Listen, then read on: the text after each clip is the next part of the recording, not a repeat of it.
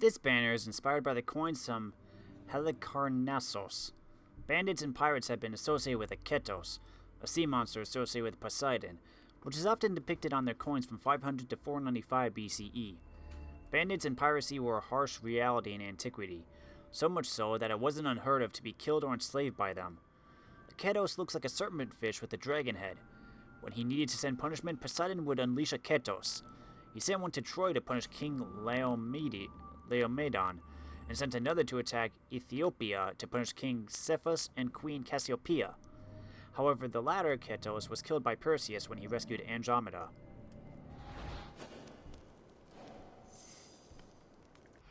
Interesting.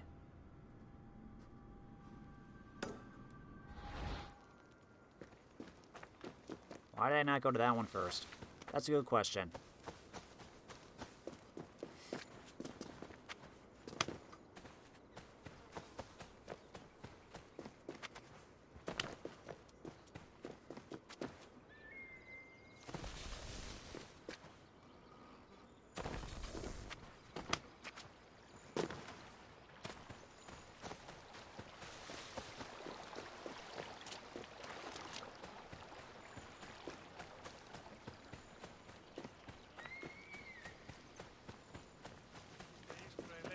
Γεγονένε φτωχών παραδειγματισμού ενεκέν.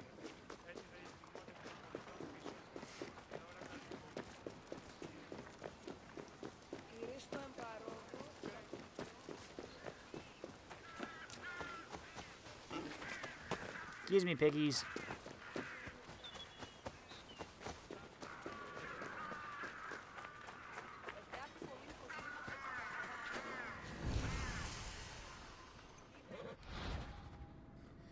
The region of Megaris is a link between central Greece and the Peloponnese, located on the Isthmus of Corinth. The area was well suited for agriculture and animal husbandry. The name of the city derived from Megarizane, the appellation of a ritual in honor of Demeter and Kore, where pilgulates and other offerings were thrown into ground cavities. Megara. Pigs and boars were often depicted on coins, and one coin in Letos in Crete was chosen as the model for the banner. Pigs served as both food and sacrifices, but on some occasions they were used in war. When Megara was besieged by the Macedonian king Antigonos Gonatas, the Megarians sent burning pigs to defeat his elephants. Whoa. Do not mess with boars.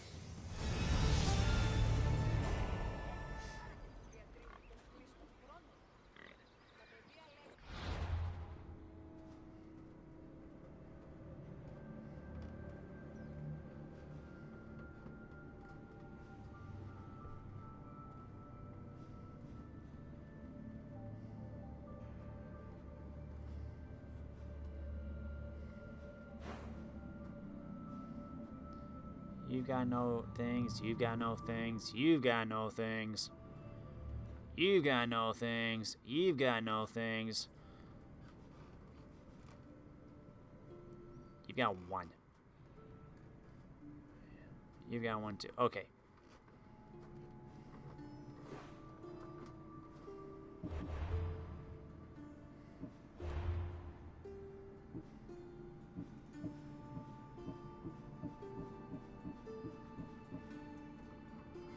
Well-known poet who wrote many varied works, from drinking songs to festival hymns.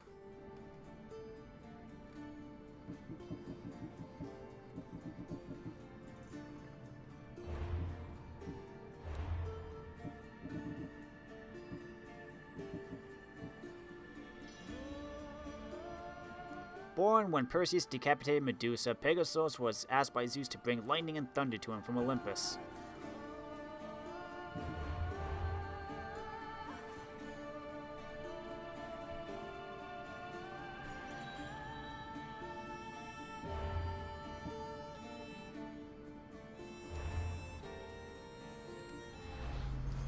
Let's go learn about music, music, music. Let's go learn about music that they played in ancient Greece.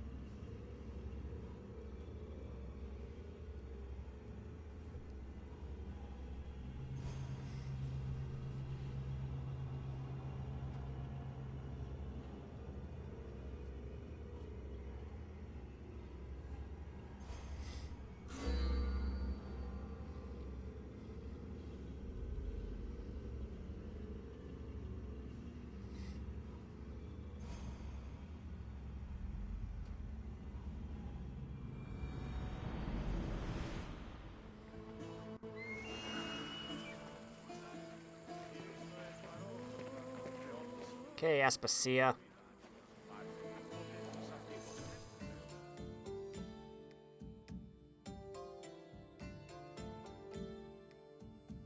Welcome to Athens, Wanderer. More specifically, welcome to the musical hub of the city, the Odeon. Sometimes, when the burdens of life begin to weigh heavy on my shoulders, I come here, close my eyes, and surrender myself to the music. It makes me feel like I'm a child again, my mother singing me to sleep with a gentle lullaby. The Odeon was where musicians came to share their songs with the public. The melodies played here caught the wind and drifted through the air, soothing the souls of Athenians across the city. Come find me when your visit is complete, and we will talk about the things you've learned. See you soon, Wanderer.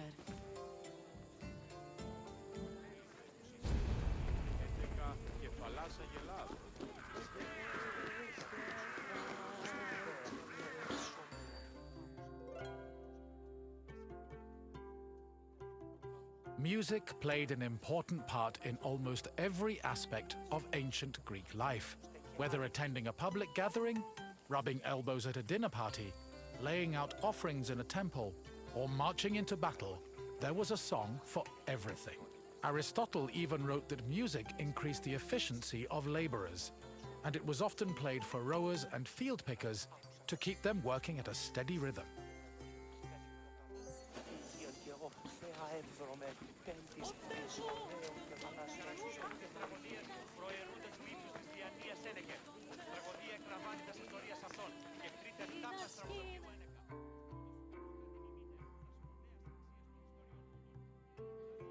Musical contests, or agones, were originally only held during religious festivals.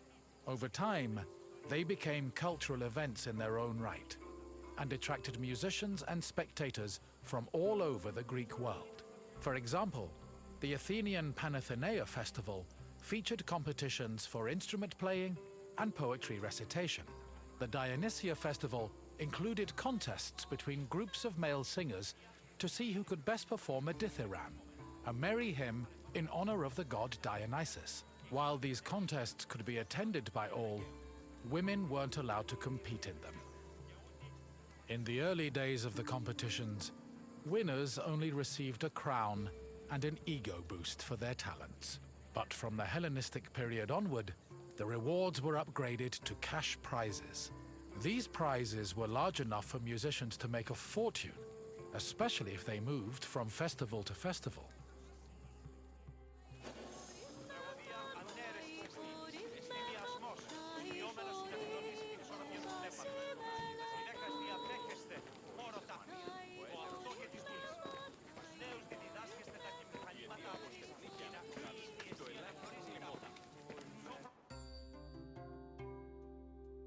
The Odeon of Pericles was built sometime between the 440s and 430s BCE. The building was commissioned by Pericles for use in the Panathenaea festival. The Odeon was also a venue for poetry readings, political rallies, and philosophical performances. According to ancient sources, the original design of the Odeon was inspired by the tent of the Persian king Xerxes, a spoil of war the Athenians salvaged after their decisive victory at Salamis in 480 BCE. The building's roof was made of timber from captured Persian ships. In this sense, the Odeon was both a triumphant symbol of Athens and an insult to their Persian enemies. This structure was considered one of the grandest architectural accomplishments of ancient Athens.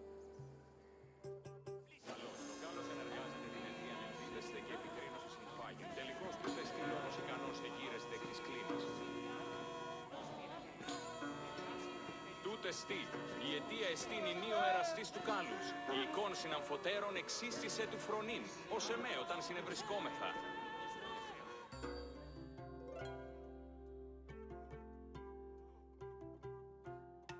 In ancient Greece, there was a type of music for almost any occasion.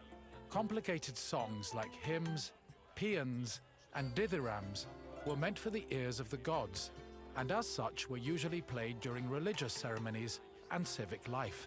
Meanwhile, a hymneus was a song performed at weddings, and a threnody accompanied funeral processions. For more merry occasions like symposia, scholia were the soundtrack of choice. However, drama was considered the epitome of artistic expression, since it combined songs with poetry, dance, acting, and costumes. Plays were thought to be the connection between mortals and gods, and the songs that accompanied them, especially those from the tragedies of Euripides, often became huge hits in the rest of Greece. Αυτό ούκ είναι τούτο ότι ώρα, ή ακούσετε αντιλήψεις. Αλέκτιμος εστί μετά τούτων απάντων.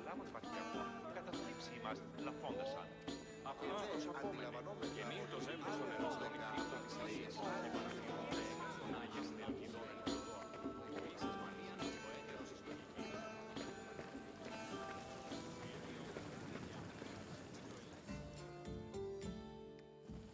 Hello again.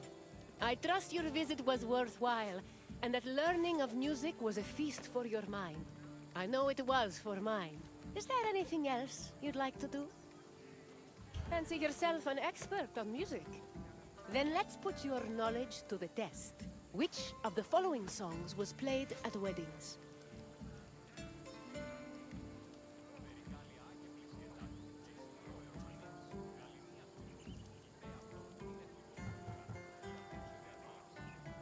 Correct. A Hymeneos was performed at weddings to wish the couple a happy and prosperous union. Let's move on to the second question. The Odeon of Pericles was modeled after spoils of war from which Athenian enemy? Correct. Not only was the design based on the tent of the Persian king Xerxes, but the building's roof was made of wood from captured Persian ships. Only one question remains. According to Aristotle, music was especially important to which group of people?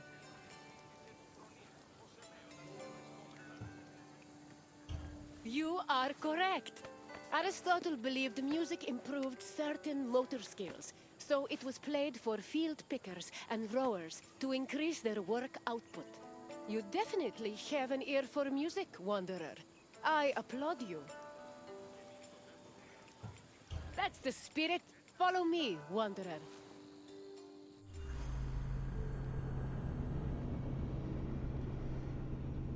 Where to next?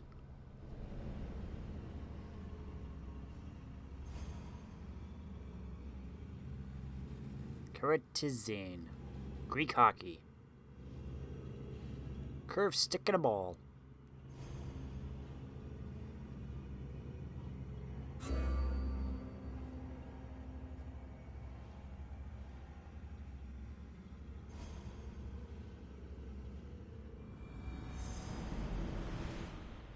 Ah, still in Attica.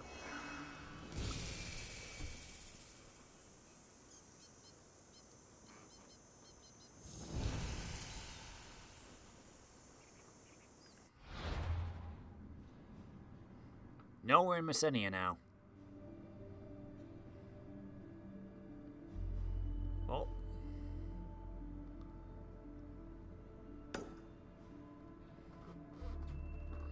Time to go collect some sites. Be back, Herodotus.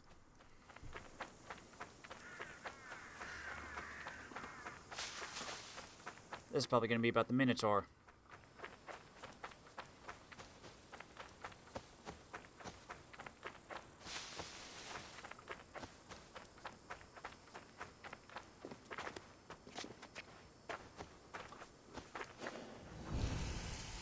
Cretan Hole. Coulourae are large stone-walled pits that can be found in a number of major sites in Crete, including Knossos, Malea, and Phaistos. All of them were constructed around 1850 to 1750 BCE. While the exact purpose of the Coulourae is still debated, there are three prominent theories as to what they were used for. Arthur Evans believed they functioned as refuse or garbage pits.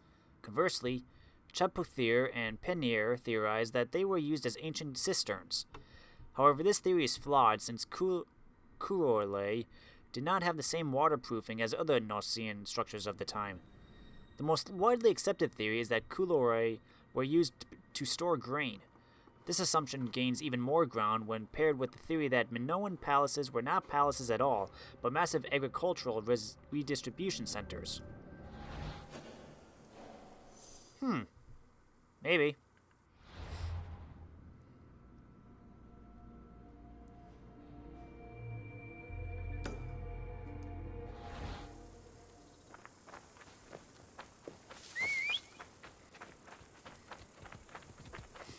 Come, Pegasus. Let's fly. Except you don't actually fly. What the heck?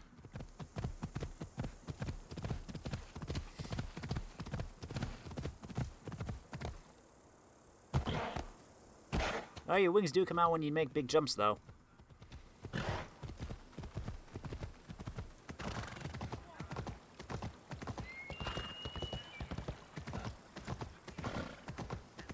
Excuse me.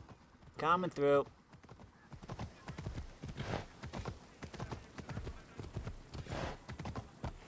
That is a wall. Sorry, Pegasus, I gotta leave you.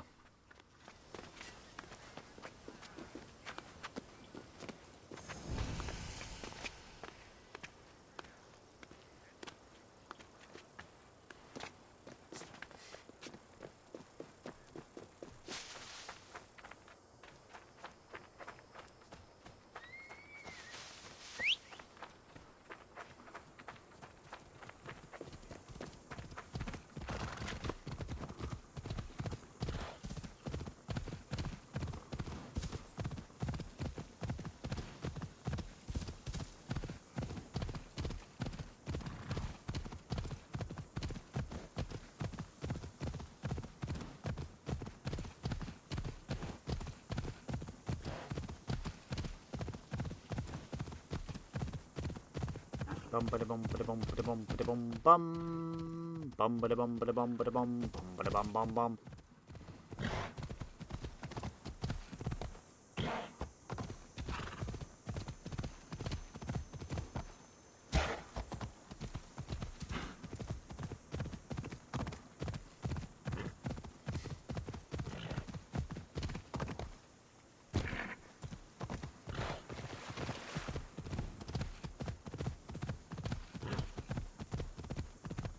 I should have probably just fast traveled. Oh well.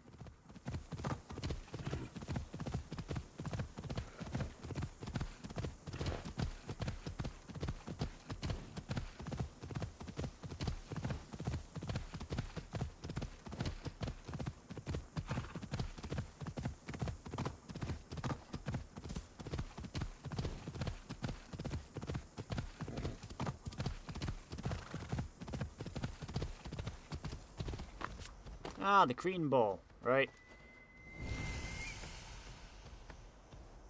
He's over there. The seventh labor of Heracles was to kill a great bull that had destroyed crops and property in Crete. Heracles went to King Minos of Crete, who gave him permission to get rid of the bull. Heracles managed to capture the beast, suppressing it with his hands, but he ultimately didn't kill it. Instead, he shipped the bull to Eurystheus so he could confirm that the labor was successful, and then the animal was released. The Cretan Bull. You mean Crete? Yep. Talk about Pegasus. Can Pegasus fly? No. Pegasus cannot fly. Chicken. Bark, bark, bark, bark.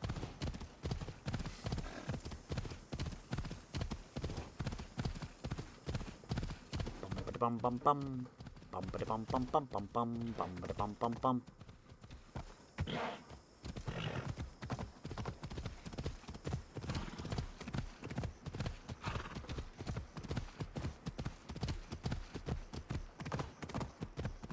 Oh, come on.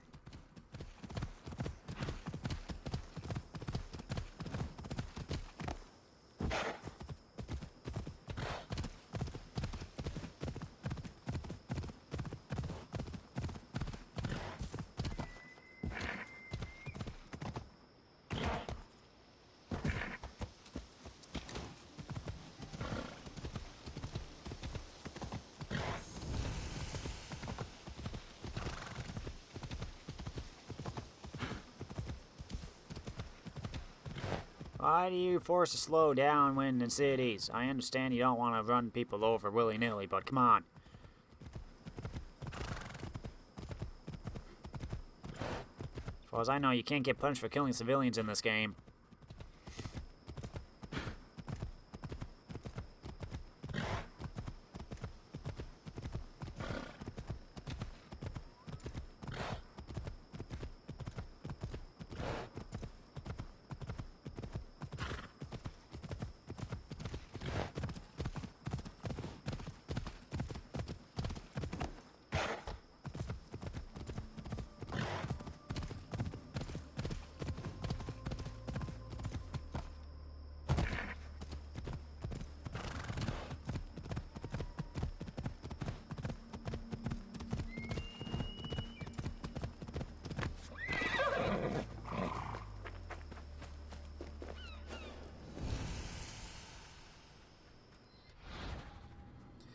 The area of Misara is the largest plain on the island of Crete.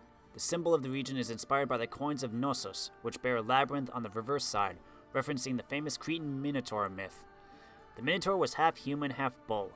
King Minos of Crete made the mistake of sacrificing a bull, and thus angered Poseidon. The god then instilled passion for the bull into Minos' wife, who later gave birth to the monster. The Minotaur was kept in the labyrinth built by Daedalus. On a regular basis, 14 young men and women were given to the beast in tribute, until the hero Theseus killed him.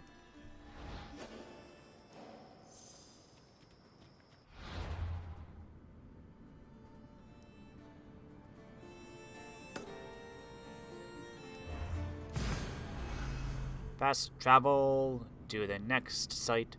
Fast travel. Do. Couldn't think of a rhyme quickly.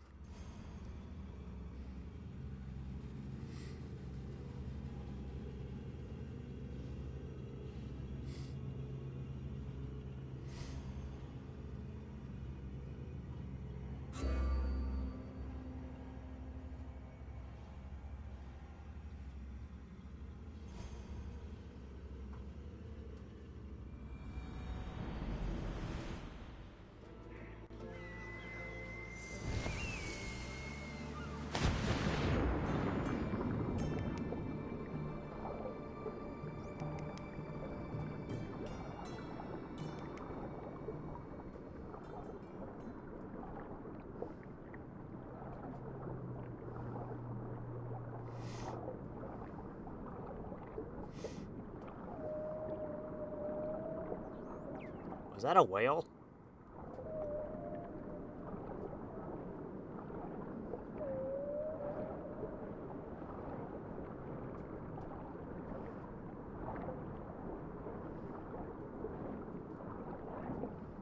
Hey, whale!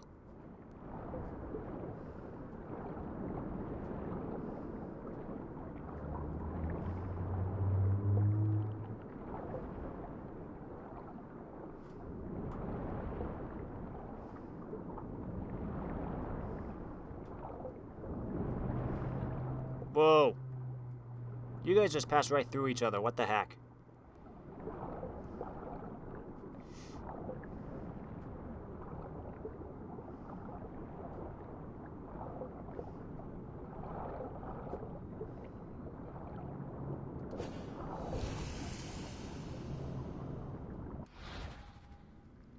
The seventh biome of the game, the hero explores the underwater world of the Aegean Sea looking for treasure and artifacts. The sea teems with all manner of life, including dangerous sharks and the beautiful corals. By exploring the depths of the ocean, the player can choose to take a dive amongst long-forgotten ruins. Here they can take on fights with deadly sharks as they search for hidden treasures, adds Benjamin Hall. Featuring shipwrecks, ruins, and remnants of ancient civilizations as shown in these concept arts by Hugo Puzioli, this biome is just as diverse and intricate as the rest.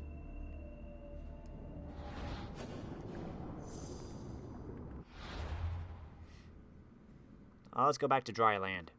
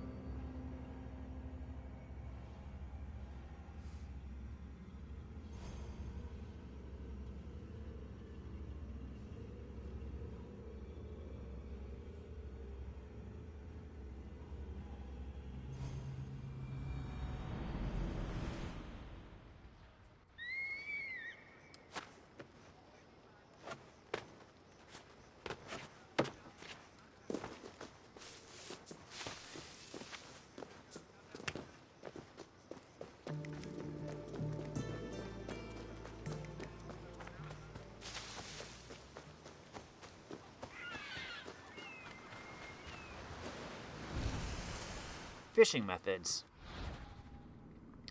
Navigation on the Mediterranean was difficult, most sailing depending on the winds, and was done in the summer. The storm season started in late September or early October and ended in late February or early March. During these months, navigation was highly dangerous. In addition, the nature of the currents made certain areas dangerous. The sea monsters Charybdis and Scylla in the Odyssey would be the pictorial representation of the strong current of the Strait of Messina that separated the western tip of the south of Magna Graecia with Sicily. There were several methods of fishing in ancient Greece. Plato and Oppian discussed fishing with nets, laces, baskets, hooks or tridents, and angling. It was also possible to fish for mollusks, shellfish, crustaceans, and fish thrown from the sea to the shores. In some cases, the fish was caught by hand, like in octopus fishing. Fishing could also be done with lanterns, as fish were attracted to the light source, or could simply be picked during sleep. There were also more unusual methods, such as the smell fishery, where fish were attracted with foul food, excrement, or salted octopus. There was also the method of poisoning fishing, where plants like hellebore and conia were used to catch fish and octopus. Interesting.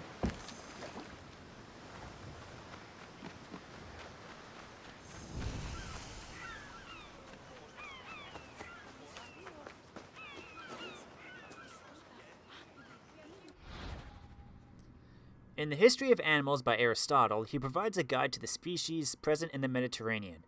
105 fish, 24 shells, 24 marine or crustacean animals, and 5 cetaceans and amphibious animals. Philosophers and moralists have little regard for fishermen.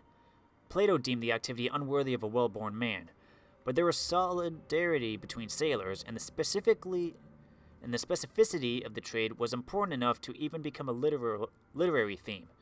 It's known that Aeschylus had written a piece entitled Dicylkoi, Net Haulers, and Menander wrote a piece called The Fisherman. These authors were much more interested in the psychology of the fisherman than the real sociology of the profession. A fisherman is often alone, practicing his profession all year long. He has to be intelligent and cunning, but he also must be lucky.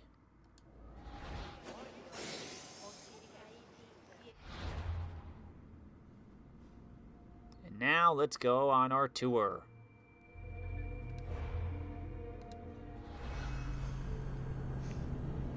Herodotus, teach me about Knossos.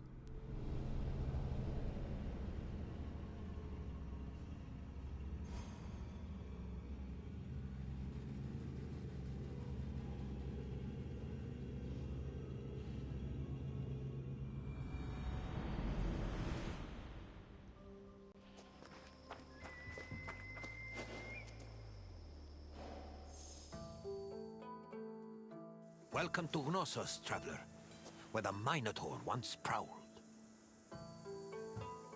Some say, if you listen closely, you can still hear echoes of the Minotaur's ferocious bellowing. Of course, it may only be a trick of the wind. Perhaps.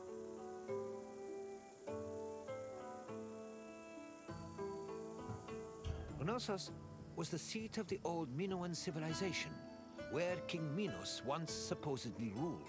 These ruins have been the backdrop for many important events in both history and mythology. Look for me when your visit is over, and we'll discuss what you've seen.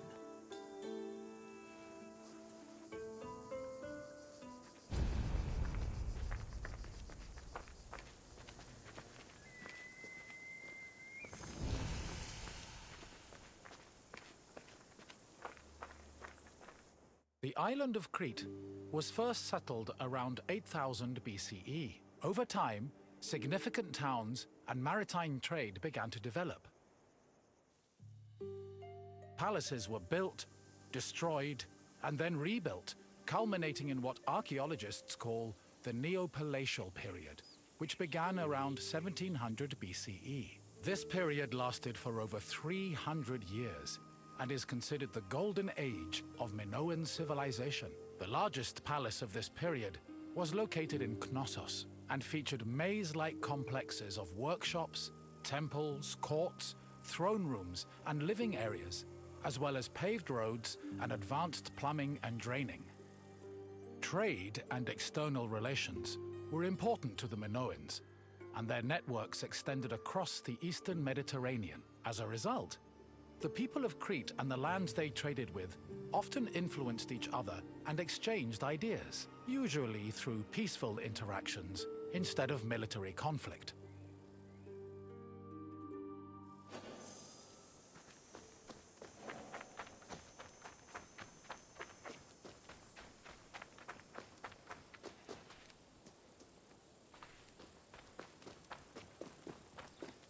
The settlement of Knossos was established as early as the 7th millennium BCE. Today, one of the site's most notable landmarks is the palace ruins, located on the Kafala Hill. The ruins are split into two phases: the old palace, which has been poorly preserved, and the new palace. The new palace of Knossos had a surface area of approximately 13,000 square meters, making it the largest Minoan palace. Its focal point was a central court, which was probably used for ceremonial activities. The Minoan palace centers collapsed when Crete was overrun and conquered by a Mycenaean invasion from mainland Greece. However, the date of the final destruction of Knossos' palace is still unknown.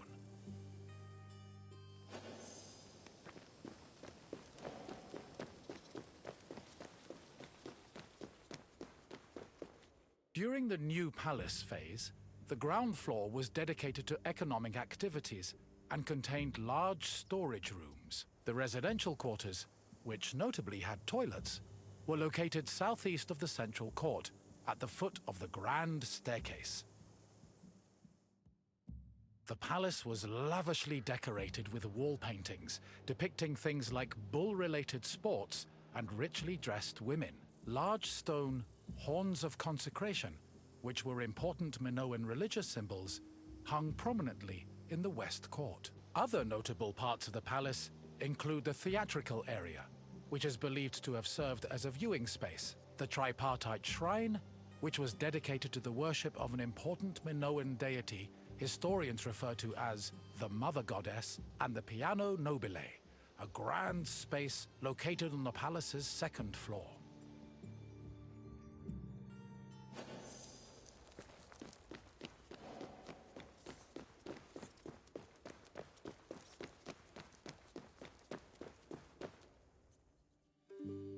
During his trips to Crete, archaeologist Arthur John Evans discovered several ancient tablets. They eventually led him to define the forms of Minoan writing known as Linear A and Linear B. The Minoans used these forms of writing for recording many things, including business transactions. For example, one clay tablet discovered at the Palace of Knossos was inscribed in Linear B script. The tablet detailed the transfer of coriander, often used in the perfume industry, between a man named Kyprios and another person named Twinon.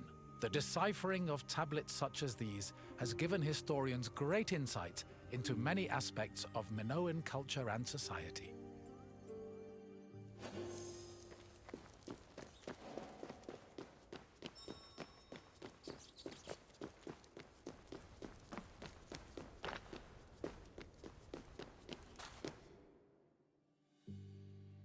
According to myth, the half-man, half-bull Minotaur was born after Queen Pasiphae slept with a bull sent by the gods as punishment upon her. This embarrassed King Minos, but he could not bring himself to kill the Minotaur. Instead, he hid the monster in a labyrinth constructed by Daedalus.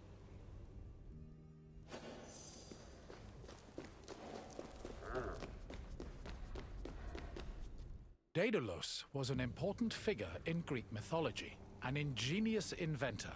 He once became so jealous of his similarly clever nephew that he threw him from the top of the Athenian Acropolis. As a consequence, Daedalus was banished from Athens, though this did not prevent him from being able to get work. In Crete, he was hired by Queen Pasiphae to construct an artificial cowsuit that would allow her to seduce a bull she was particularly taken with, due to a curse from the gods. Daedalus complied, and his invention helped facilitate the birth of the Minotaur. Afterwards, Minos conscripted Daedalus to build the labyrinth, presumably as penance for his role in creating the Minotaur. But perhaps the most well-known story about Daedalus involves his son, Icaros, who used wings built by his father and flew too close to the sun, thus plummeting into the sea.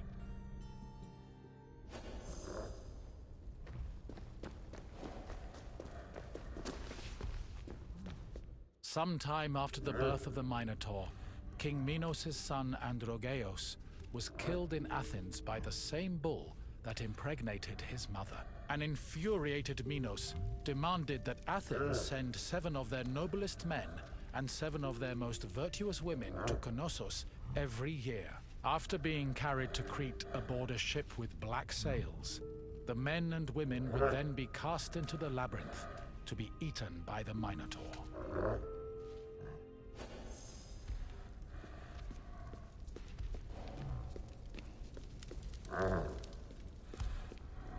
One of the Athenian youths chosen to be imprisoned in the labyrinth, Theseus, had enough of the morbid ritual. Before leaving Athens, he proclaimed he would kill the Minotaur, then return to his city on a ship flying white sails. Before entering the labyrinth, Theseus met King Minos' daughter, Ariadne, who fell madly in love with him. Ariadne provided Theseus with a thread he could unravel to help him find his way back out of the maze. Armed with this thread, Theseus entered the labyrinth, killed the Minotaur, escaped the maze, and set sail for Athens with Ariadne by his side.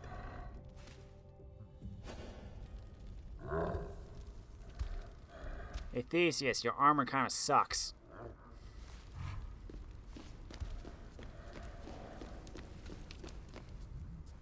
I see you found your way through the maze of ruins. The Minoans played a large part in shaping Greek myths, but also in introducing influences from other places and cultures. Now, what else would you like to do? You want to test yourself? Very well. Let's begin with a simple question.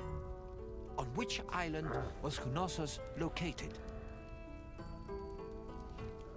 Yes, Knossos was located on the island of Crete. Time for another question. Which hero killed the Minotaur?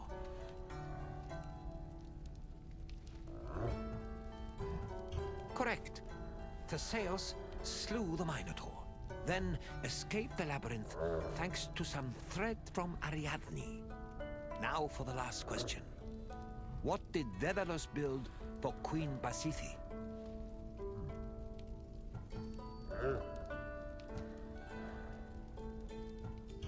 Yes, Daedalus made Pasiphae a cowsuit, so she could seduce the bull she was cursed to love. Congratulations, traveler.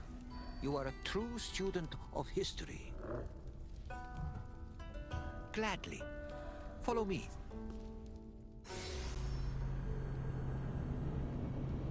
Where are we going to next?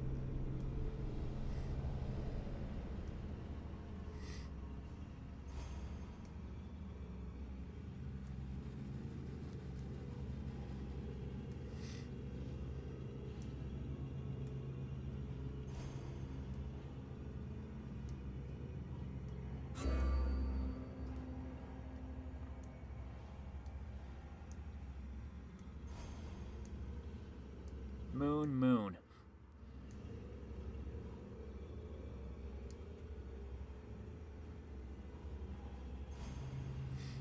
It's not flat.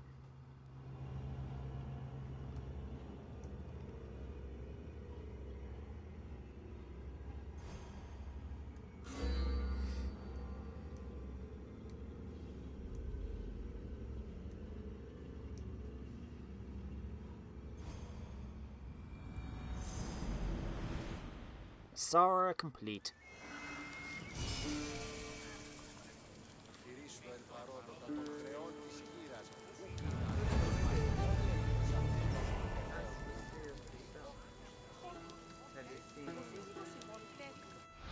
Favorite guy?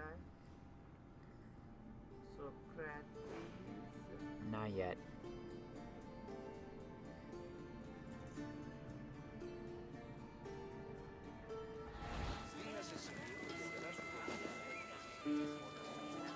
Welcome, wanderer, to one of the most prestigious places in Greece, the theater. I'd tell you, but I think it's best to let the actors speak for themselves. The theater was where audiences gathered to watch plays. They were the highest form of art in Greece, and people saw theater as a symbol of complete harmony between the mortal world and the divine. When you're done taking in the sights and sounds, come see me, and we'll talk more. Until then, wanderer.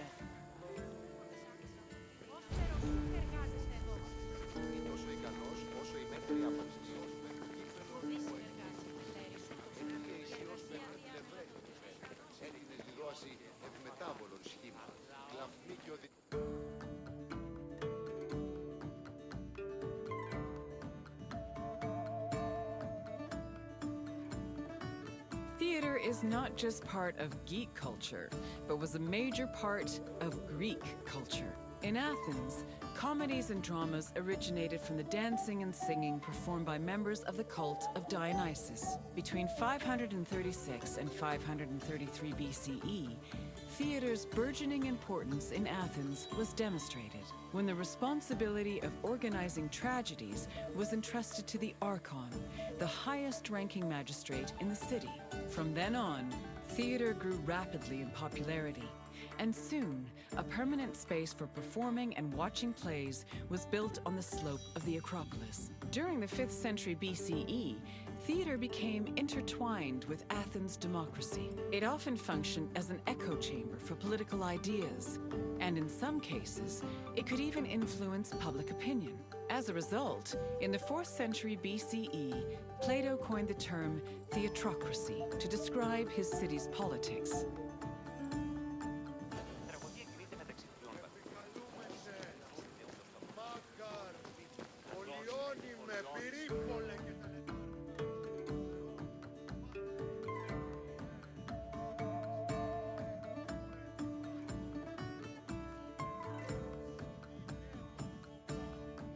Theatrical competitions were held in the sanctuary of Dionysus Eleutherius, god of wine and patron of drama. Dionysus was the son of Zeus and a mortal woman named Semele. Stories say that Zeus, who had fallen in love with Semele, appeared to her holding a lightning bolt in his hand. Semele was tragically struck dead by the lightning, but Zeus managed to save her unborn child, keeping the embryo in his thigh until it fully gestated. This is why the name Dionysus is sometimes thought to mean born twice. In Athens, theater was a part of the cult of Dionysus, and stage productions in the god's honor were held during festivals like the Linnea and the Great Dionysia.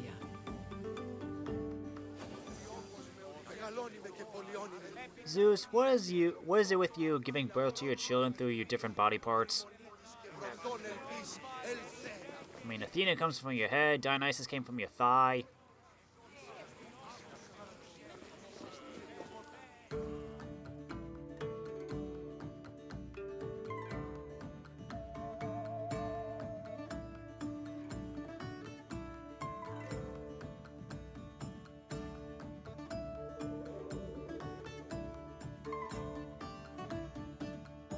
In Athens, there were 3 festivals that honored Dionysus with drama performances: the rustic Dionysias, the Linnea, and the Great Dionysia. For the rustic Dionysia, each deme of Attica organized their own Dionysiac procession. The parades were full of phallic songs, dances, and symbols meant to signify fertility, and participants wore drunkard masks and sang bawdy lyrics about the god. The Linnea was the oldest Dionysian festival. It was exclusively reserved for Greek citizens and mostly made up of comedy performances. Finally, the Great Dionysia was the most important festival. Taking place over several days, it began with a parade called a phallophori, followed by a dithyramb contest, and ending with consecrated drama competitions.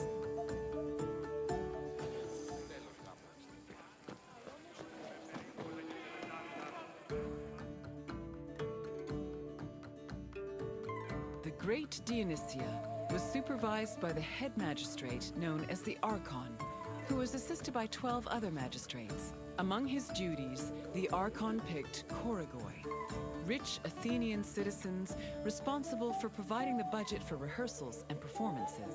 2 days before the Dionysia, a ceremony called the Proagon took place where playwrights introduced their work. The Dionysia finally began in earnest with a procession to the god's temple, followed by sacrifices and a symposium. The next 2 days centered on dithyramb contests, while the final 4 days were dedicated to drama competitions. The contest's outcomes were decided by 10 judges who were appointed at random by the Archon. The judges placed their votes in an urn, and 5 of the votes were randomly picked to determine the winner.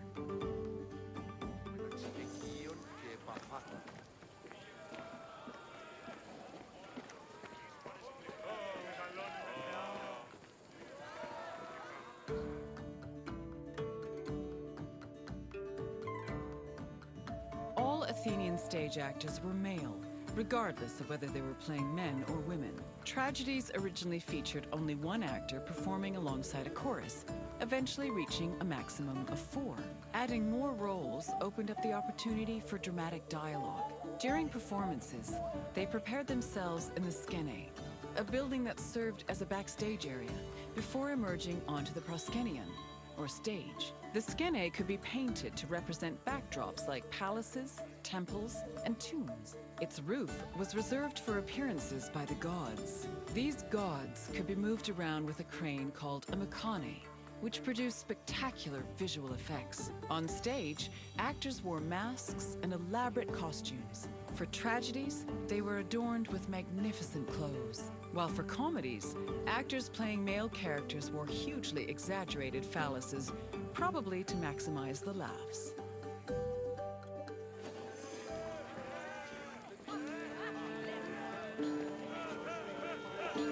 The centerpiece of the theater was the orchestra, or dancing place. It was a large, circular area that hosted choral performances, religious rites, and, presumably, acting. Choruses were composed of men wearing masks and costumes. Any Athenian citizen could be choritai, as long as they were selected by the chorus director. Chorus members also served as the equivalent of a curtain, as their entrance and exit marked the beginning and end of the play.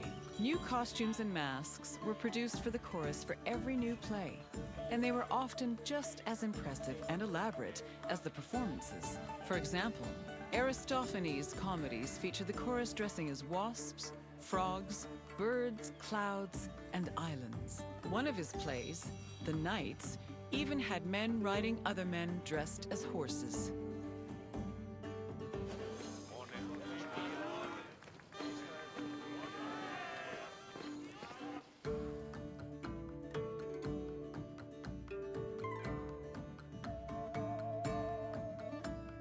Athens' Theatron, or performance space, could seat up to 17,000 people, nearly a tenth of the population of Attica.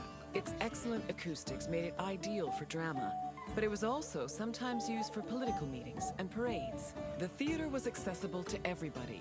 This did not mean that seating was free, though. The first rows were normally where priests and public officials sat, while the central part of the auditorium was reserved for ambassadors and guests of honor. There is also evidence that men and women sat separately. In general, theater audiences were emotional and noisy. During performances, they would shout, curse, and throw things depending on their mood, and their reactions were just as much a part of the experience as the acting.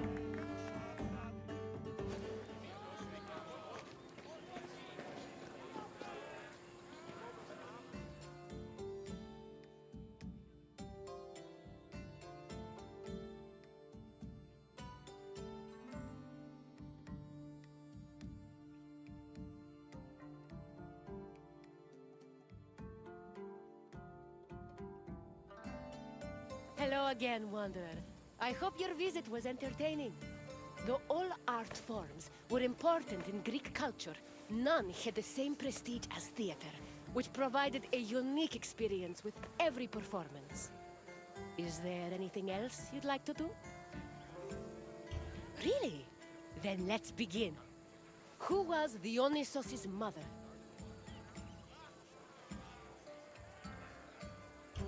Correct! Unfortunately, Semele died before her son was born, but Zeus saved the unborn baby and raised him as a god. Next, another question. Which competitions took place on the second and third days of the Great Dionysia?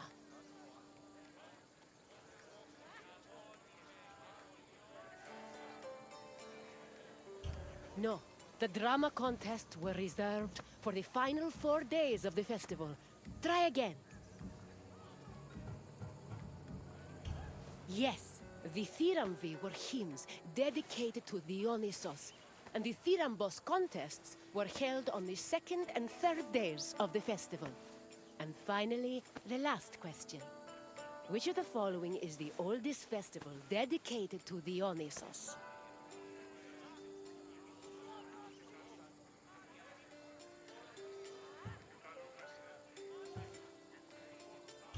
The rustic Dionysia was not the oldest Dionysiac festival.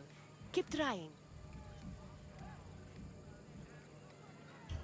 The Great Dionysia was one of the largest festivals dedicated to the god, but not the oldest.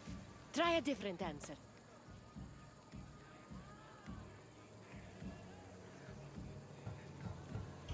The Adonia was dedicated to Adonis, not Dionysos. Try again. You are correct. The Linnea was the oldest Dionysiac festival. Congratulations, Wanderer. You're a very studious theater goer. I appreciate your enthusiasm, Wanderer. Come with me. Do you know?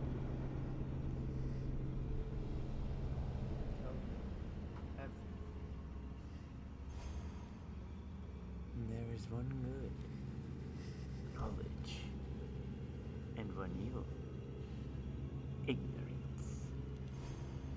True knowledge comes from knowing that you know nothing.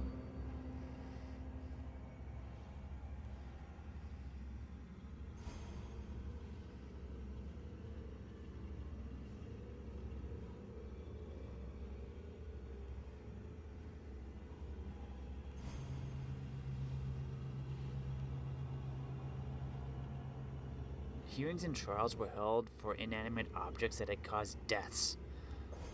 Objection. Wow. Oh. I don't recognize this man. What is he?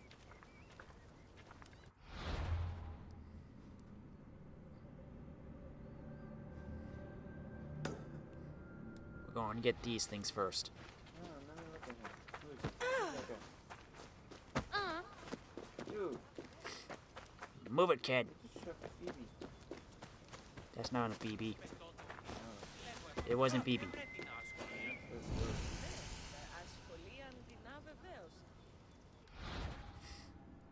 In mythology, Aphrodite was the wife of Hephaestus, the god of metallurgy.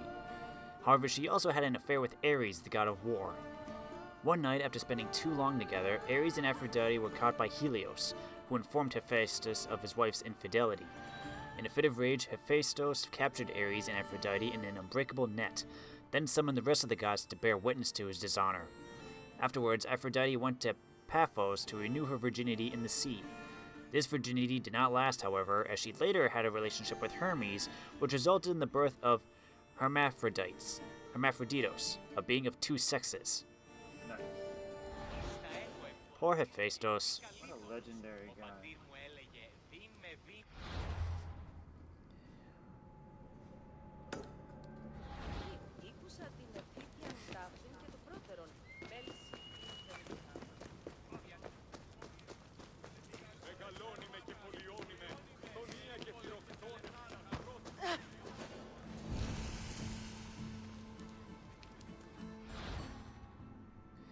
According to the myth told by Ovid, when Aphrodite met the infant Adonis, she was immediately smitten with him. She decided to take care of him by hiding him in a chest and asked Persephone, the queen of the underworld, to educate him. However, Persephone also fell in love with Adonis. On the day Aphrodite descended into the underworld to retrieve the young Adonis, Persephone refused to return the boy, who had become her lover. The two women turned to Zeus to judge who should have Adonis, and Zeus asked the muse Calliope to make their decision. In the end, it was decided that Adonis would spend 4 months with Aphrodite, 4 with Persephone, and 4 alone to rest. However, Adonis decided, either on his own or through Aphrodite's magical influence, to spend his 4 months of rest with Aphrodite. Aphrodite and Adonis continued their passionate relationship until one day, Adonis was mortally wounded while hunting a bear. Aphrodite heard her lover's moans of pain from her flying chariot, but by the time she arrived by his side, it was too late to save him. The goddess cried tears of blood that fell onto the ground, and from them sprouted either the purple anemone flower or the rose, depending on the version of the story.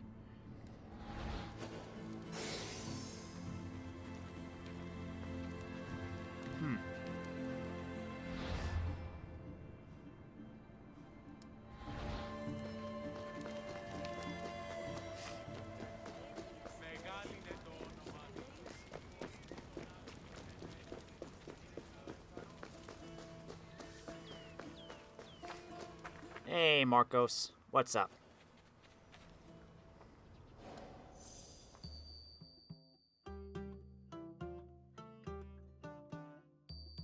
Hello, my friend. It is my pleasure to introduce you to Corinth's Temple of Aphrodite.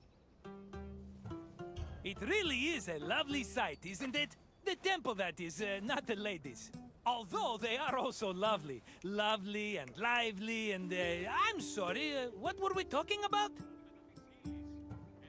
In Greece, many love stories were told about the gods. How romantic. Sometimes they were heartwarming and happy, but they often ended in tears, tragedy, and a whole brood of illegitimate children. I'm looking at you, Zeus!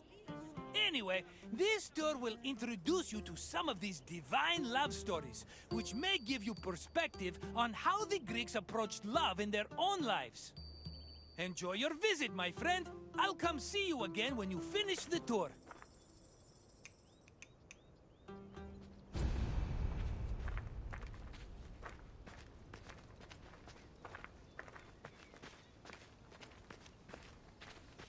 Much like Athens, Corinth had its own acropolis, called the Acrocorinth. The natural promontory provided an excellent view of the surrounding territory. It was also the home of several sanctuaries, allegedly constructed in the 6th century BCE.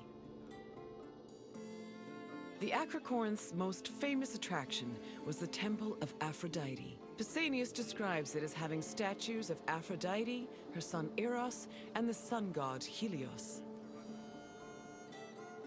According to Strabo, the temple's most distinguishing feature was its servants, who acted as sacred prostitutes.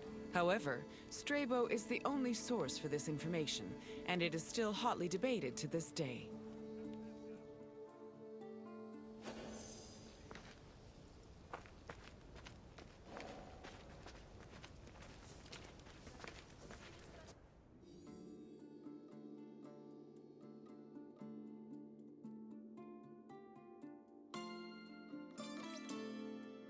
Love played a large role in countless mythological stories. Zeus himself was not immune to the feeling, and fell for both mortals and other deities.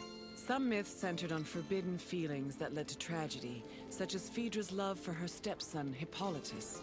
While marriage was prominent in mythology, it was usually presented as problematic. For example, Aphrodite frequently cheated on her husband Hephaestus, and Medea's resentment against her ex-husband Jason eventually drove her mad enough to murder her children. These less-than-ideal depictions reflected the Greeks' idea of marriage, which they viewed as a civic duty instead of a romantic union.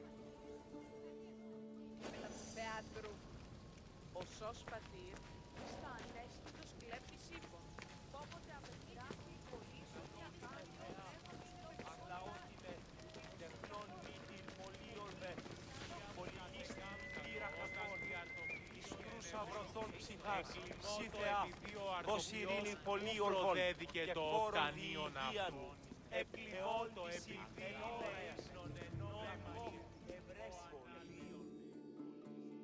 The goddess Aphrodite was one of the mightiest Olympians and was typically associated with love, beauty, and sex. She was worshipped all across the ancient Mediterranean by men and women, both young and old. Her origins differ depending on the version of the story. The poet Hesiod says that she was born from the severed genitals of Uranus, while Homer's version of the myth names her as the daughter of Zeus and Dione. Aphrodite appeared regularly in mythological stories and had many mortal lovers. Her favorite was Adonis, a beautiful boy who died tragically in a hunting accident. Aphrodite was devastated by his death, so she created a cult called the Adonia to commemorate him.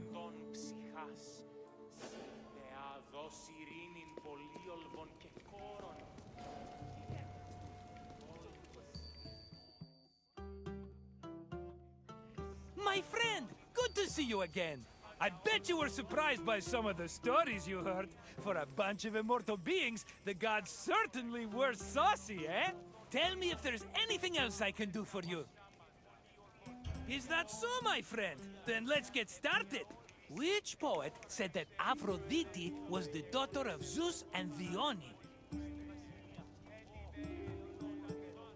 Hesiod's version of this story said Aphrodite was the product of Uranus's chopped olives, so to speak. So no.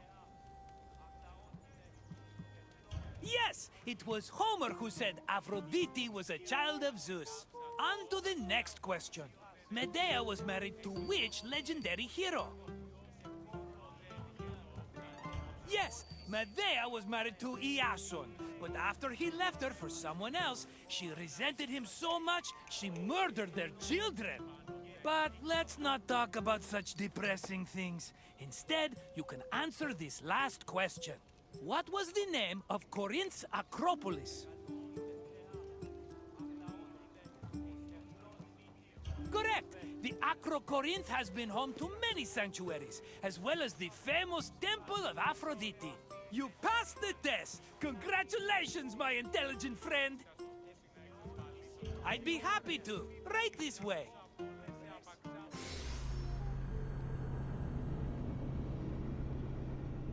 Marcos. Teaching me about wine.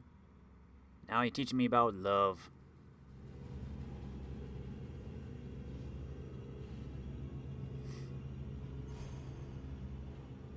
So where are we going to the next? Now, at some point I should probably just go around to the other islands and just get those discovery sites since they don't have any tours by them.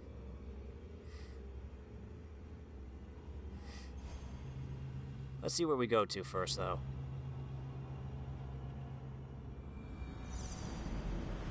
Corinthia's finished. Sophocles.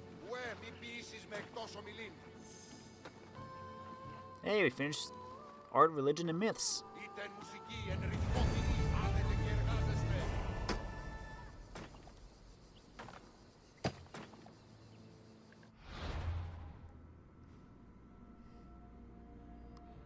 Lorien silver mines.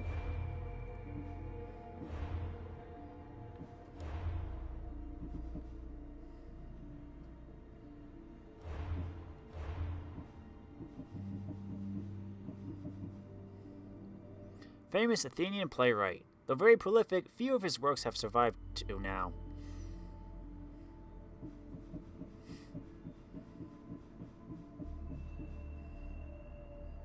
Complete all daily life.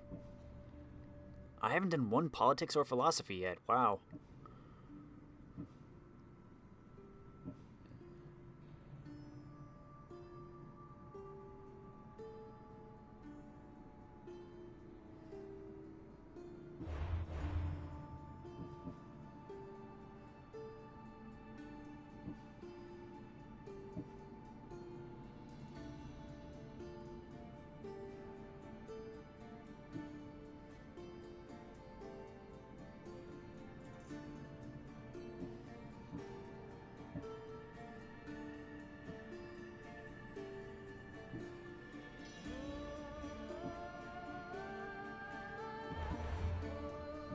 What am I at?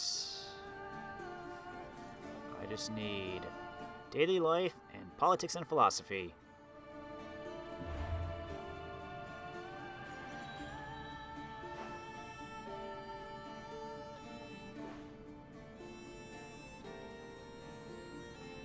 Well, I'm going to finish it off by doing all this stuff down here first.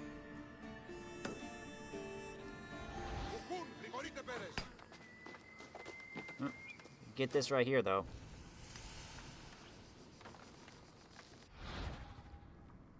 Miners used a variety of tools in their work. To cut galleries, they mostly used an iron chisel with a hammer, along with levers and wedges. Ore and sterile rocks were later removed from these galleries with either leather sacks or baskets of woven grass. Oil lamps and torches, meanwhile, provided lighting for the miners. The lights were designed to last for an entire work shift. Finally, mine maps were drawn on plates and stones to depict topography.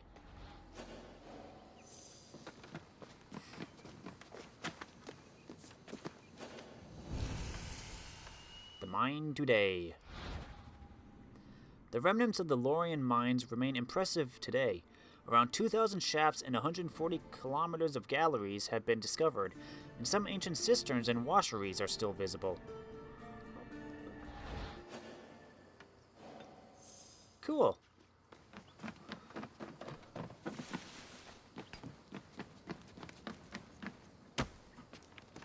That was weird.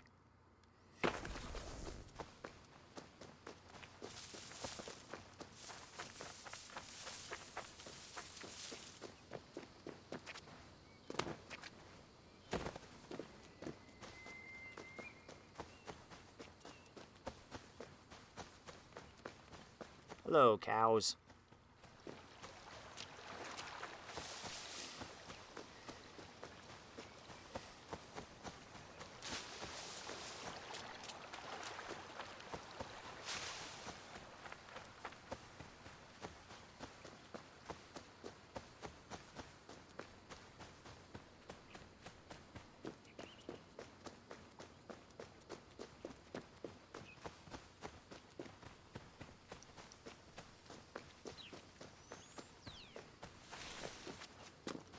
Hello, lion.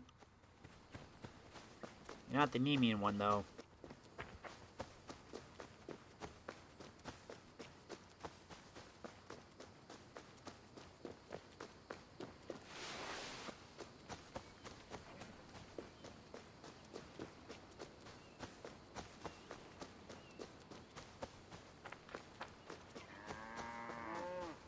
Mrrr.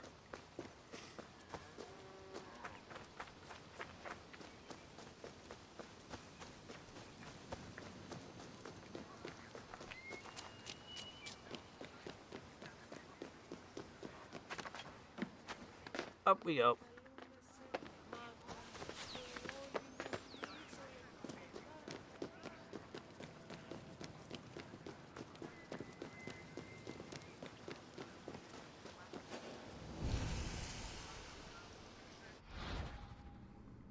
Concept artwork on this spread by Gabriel Blaine and Fred Rambald showcased the variety of opponents to be found in Athens, Attica, and all over Greece. The Athenian army is similar to the Spartans, but does have key differences.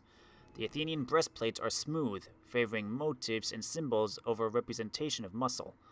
And there is, of course, the color. Athenians are always represented in blue, so they are recognizable to the player.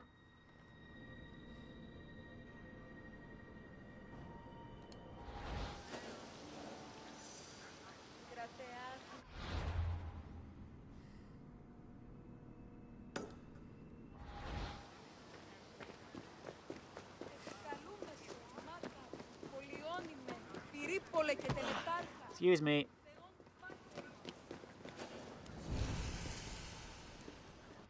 Sunion. Sunion is located approximately 70 kilometers south of Athens, at the southern tip of the Attica region. Prehistoric tombs in the area suggest that Sunion was first inhabited around 3000 BCE. The sanctuary of Poseidon stood at Sunion's highest point. It was an imposing structure that overlooked the sea from steep cliffs, appropriate for a place dedicated to the powerful god of the ocean.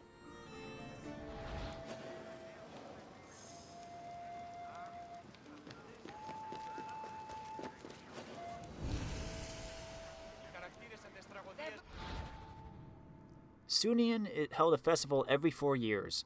While not much is known about the specifics of the festival, it probably occurred during the 5th century BCE and was important enough for officials to commandeer a ship specifically to travel to Sunian for the occasion.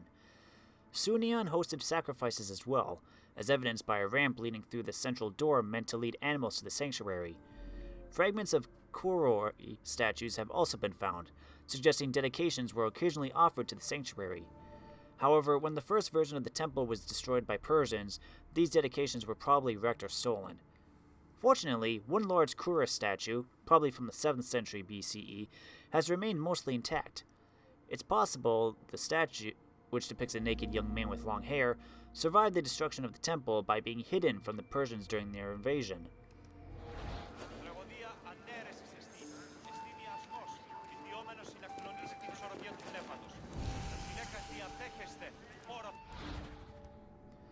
Poseidon was the god of horses, earthquakes, and most famously, the sea.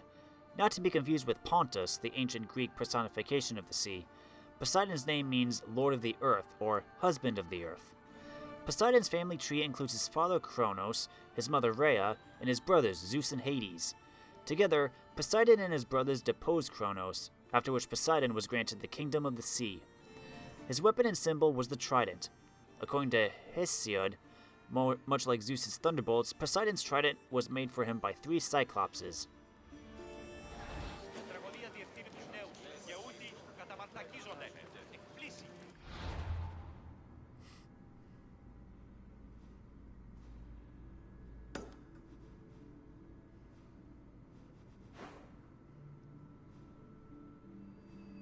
Those ones out there too. But it's getting late for me, so I'm going to have to call it quits soon. Unfortunately, I thought I'd be able to finish all the tours in this session, but I started playing later than I expected to, and also... Oh, come on, you can't climb that.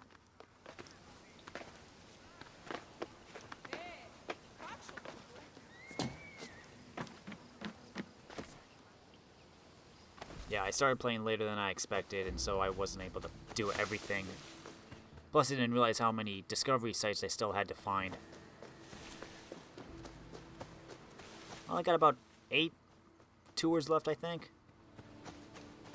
So, I made some decent headway, I think. We had, what, 5, 6 maybe? I can't remember, but maybe we completed something at least.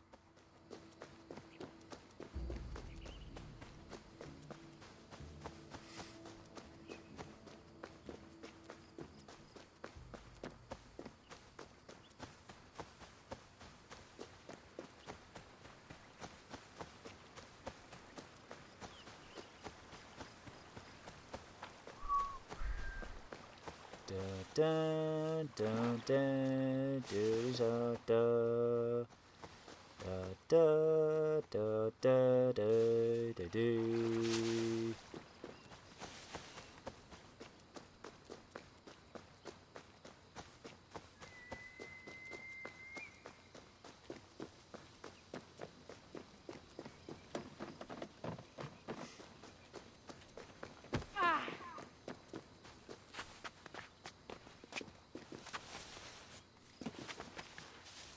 Seriously?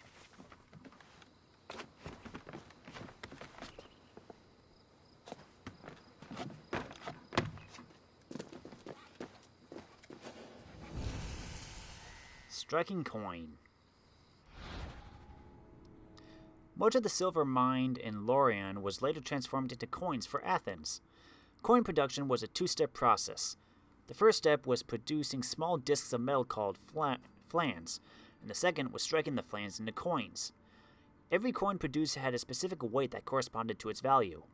To achieve this precision, ancient Greeks used small pellets of silver to calculate the exact weight, then put the pellets into a mold. While smelting, the pellets melded together to form flans of a specific weight. The striking process involved hammering images onto the flans to turn them into coins. It is estimated that up to a few thousand coins could be produced in a single day.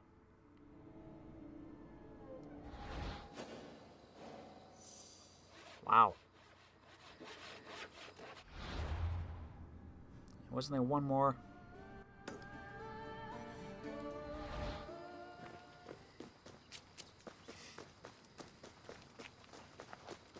guess it's in the mine.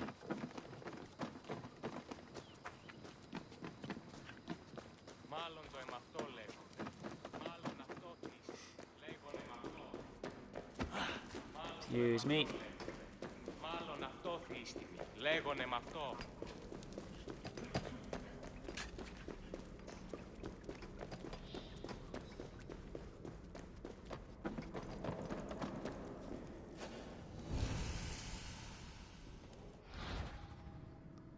Copper and tin were very important to the ancient Greeks, as they were used to make the bronze from which objects like statues, tripods, and weapons were formed.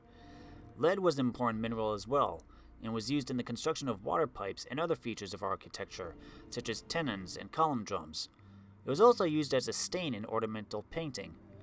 Iron, meanwhile, was the most widely available metal in ancient Greece, and served to make arms and tools. Mercury, or liquid silver, was used as an ointment ingredient, as well as a pigment of the color red. Mercury in ointment.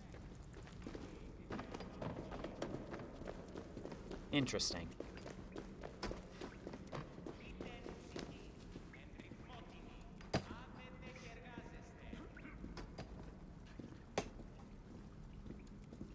I'm just gonna help this guy out here. Seems to be just hammering away at a rock.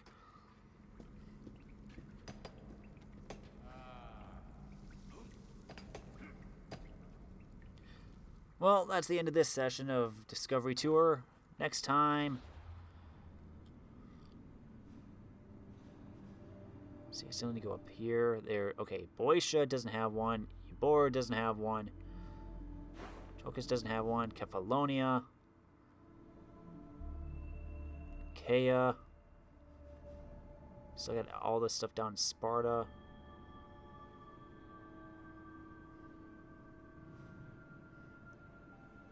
There had. Ooh.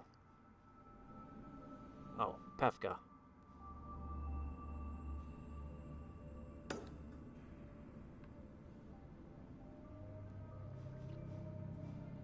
Lesbos, way up there. Okay. I'm going to quickly go down to Pefka and get this. Since why not? Otherwise I'll forget about it.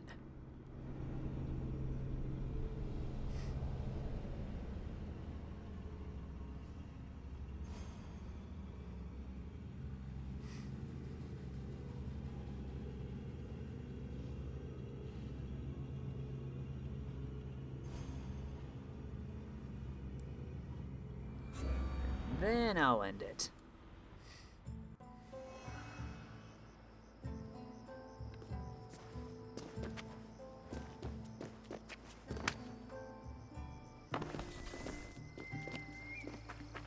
Too bad I can't fast travel to any of the docks.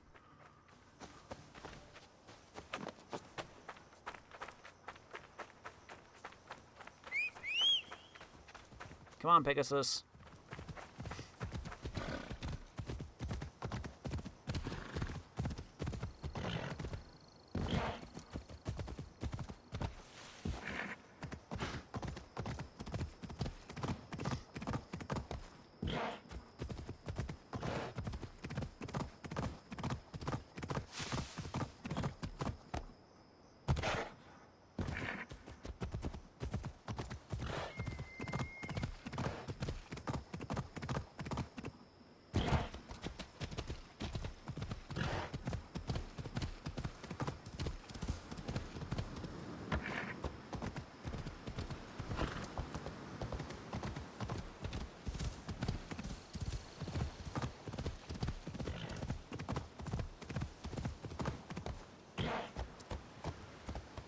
Dang it. See ya.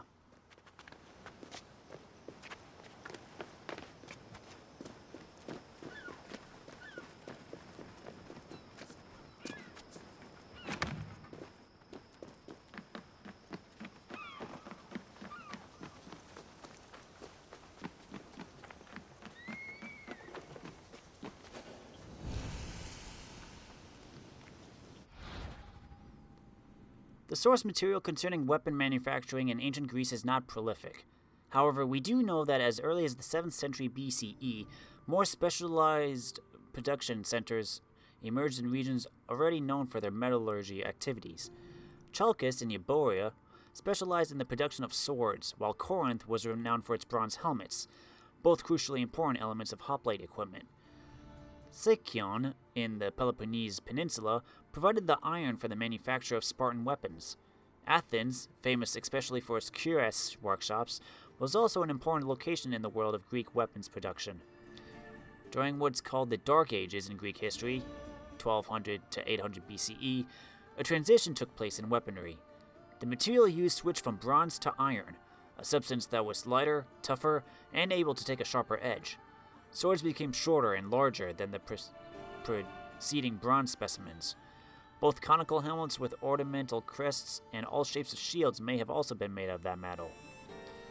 Around the 7th century BCE, a new tactical formation, the phalanx, gradually made its appearance in Greece. It marked the return of the use of bronze in weaponry. The new infantryman, the hoplite, was required to pay for his panoply, a set of weapons and pieces of equipment including a cuirass, greaves, helmet with cheek plates, shield, spear, and sword. Bronze was used to make all or some parts of the body armor, shield, and helmet, while the sword and spearhead were crafted with iron. The costliness of the panoply made it difficult or altogether impossible for lower-class citizens to purchase one. Therefore, only members of the elite could afford the entire set.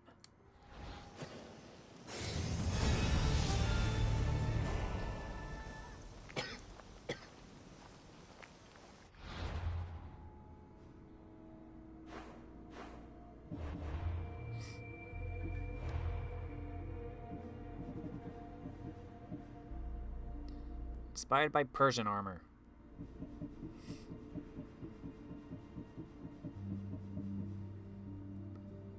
Daily life, politics and philosophy. 3 tours.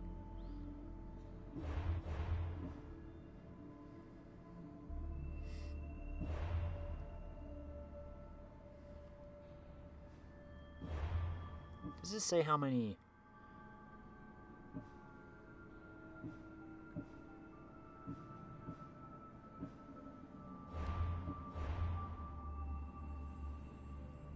No, it doesn't say how many.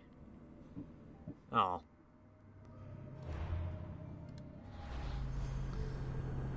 Well, time to quit for the day. Next time we'll explore the silver mine. Talk to you later, everybody.